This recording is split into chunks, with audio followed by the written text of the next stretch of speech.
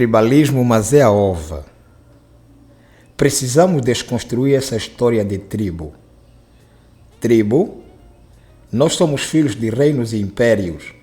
Essa história de tribos é artimanha colonial para a nossa desunião como povos africanos. Óbvio que nossas culturas são pluriversais, mas nós somos um só povo. Devemos ser nós por nós. Temos uma língua colonial como oficial. Você até pensa que falar bem a língua do opressor é ser muito inteligente. Isso não gera tribalismo. Mas quando se fala em oficializar uma língua africana, aí já é que vai gerar tribalismo. Essas vossas cabeças.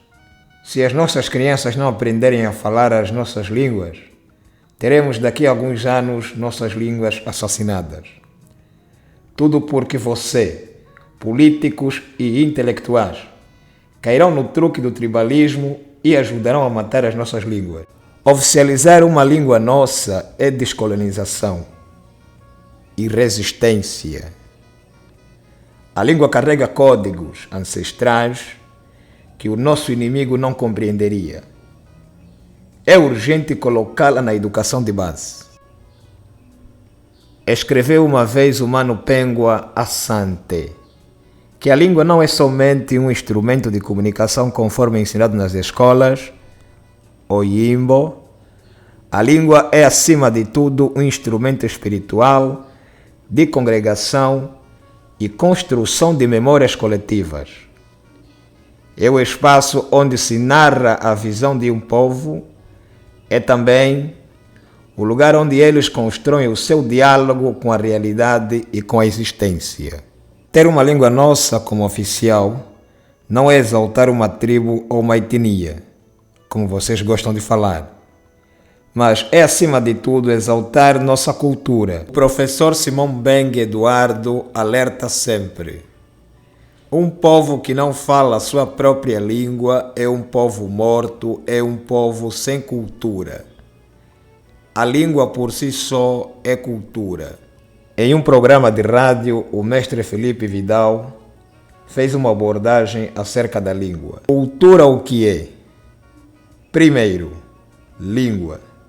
É a partir das línguas que nós vamos ter a visão de mundo.